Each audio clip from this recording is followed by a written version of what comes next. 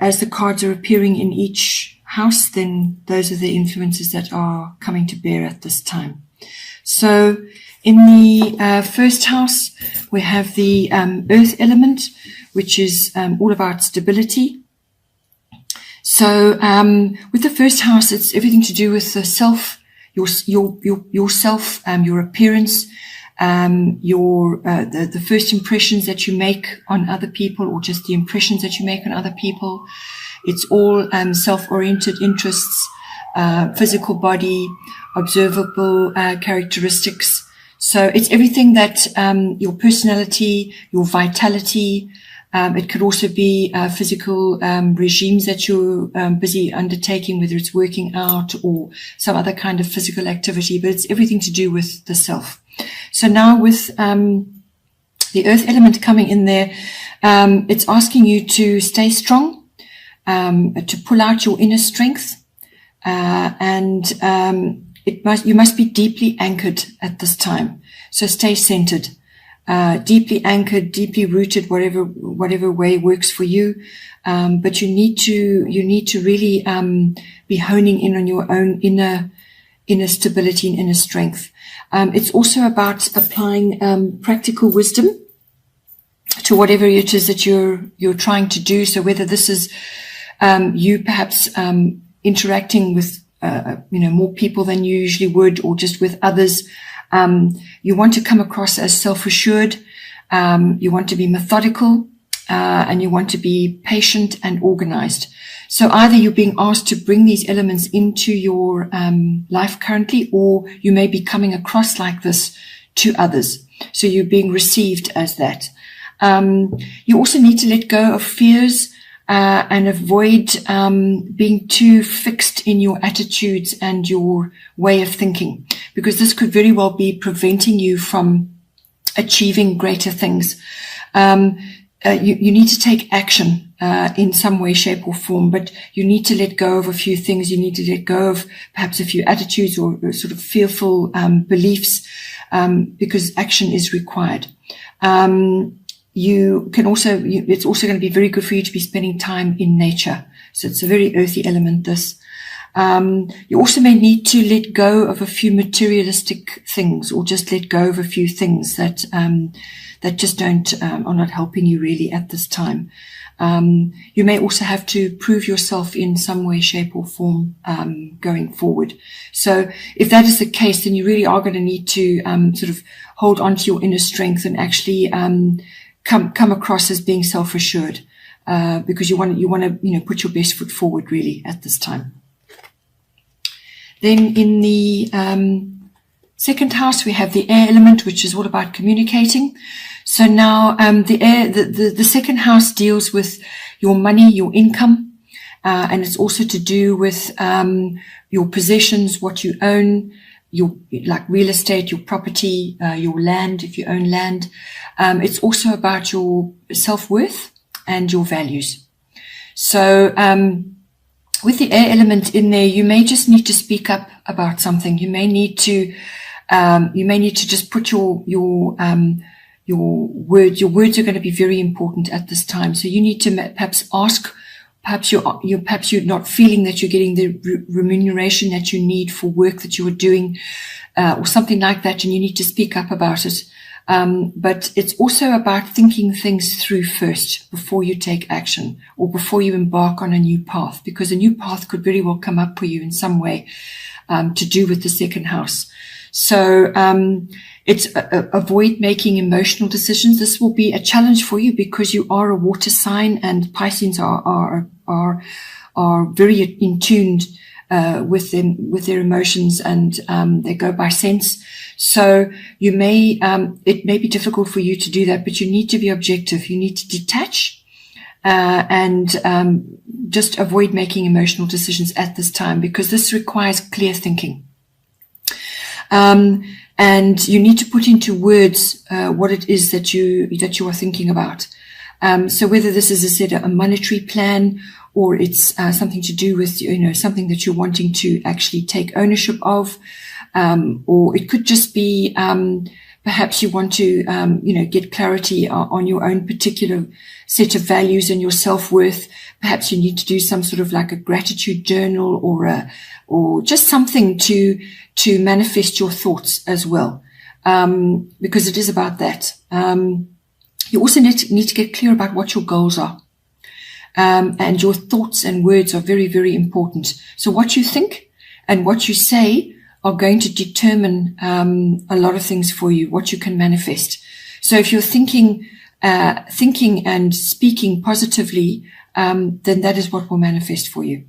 So you also need to be honest with yourself about what your goals are, what you expect from life, what you want for yourself. As I said, it may just be speaking up about what you want and to improve your income in some way. But just have a think through first. Perhaps you're wanting to make decisions monetarily as well. All of those, perhaps put it down on paper, go through it, work out a plan. But communication is going to be very important. Your words are going to be very important. And we have words coming up again. This is now in your actual third house. This is the house of communication. So again, thinking and words are coming in. So with this, your third house is, as I said, everything to do with communication, but it's written, verbal, it's your body language, it also deals with contracts and documents, and also speaking with others on a bigger scale, but also with your aunts and your uncles and your cousins and siblings. So there may be some issue, a family issue, which is coming up as well. It's asking you to be mindful, to really pay attention, as I said, to your words and what's being said, and what is going down on paper, the words and how the contracts or documents are laid out and so on. So, you need to be able to communicate with versatility. So you need to be versatile about how you express yourself. But you also need to listen, because this is something that Gemini needs to harness for themselves, is to learn to listen as well as speak, because they're very verbal. So but listening is equally important, because once you've listened, then you can really formulate what it is you want to say, instead of jumping in first and just blurting something out. Also, you might hear of gossip, or you don't allow yourself to be dragged into that, or just avoid any gossipy conversations, or perpetuating a gossipy tale. Just steer clear of all of that, because that could come in for you as well. You may have to talk your way into something or out of something. And you could also be in two minds about something. Perhaps you're wanting to purchase something, or you're wanting to you've got a contract or some sort of document which you need to finalize. But it's about absorbing what is being said there and taking it in, and then making a decision necessarily. It could also be about finishing what you start. So if you've got something pending, finish it. And you could be multitasking. That's another Gemini trait. Also technology may come in for you, because this falls under this sign. You could be having to upgrade something, or you could be having to use a different form of technology to communicate to others. Also, the third house also covers short journeys. So this is local trips. And it's going to be very good for you to do that, because with Gemini energy, you could be feeling quite restless. And you may just want to get out and make sure it's interesting and it piques your curiosity. Get out and about and go and enjoy lots of different activities. Perhaps just enjoy going out with a friend and enjoy sort of chatting about whatever you feel like. But it's interesting trips that you could take. Also check your car, your vehicle, because that all comes under Mercury rules Gemini, and Mercury rules all electronics, technology, and vehicles.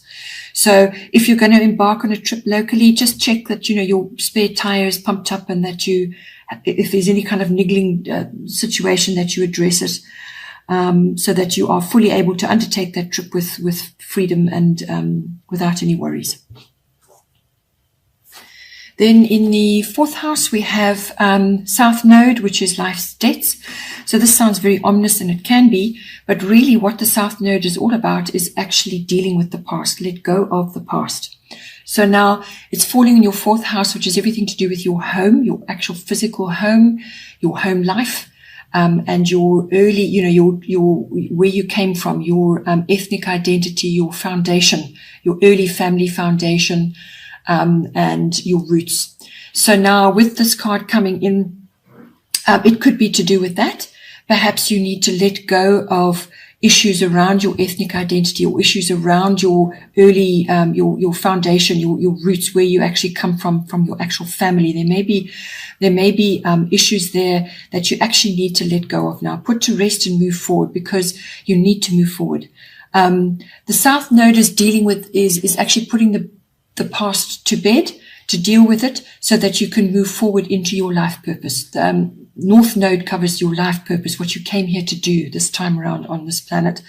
And with the South Node, it's a karmic thing. So if you're into past lives, you could be dragging a bit of baggage, or a bit of a few problems from, or just issues from previous lifetimes, and now you need to deal with them, because once you deal with them and close them off, end those cycles, then you can move forward, and then really your life starts to take off.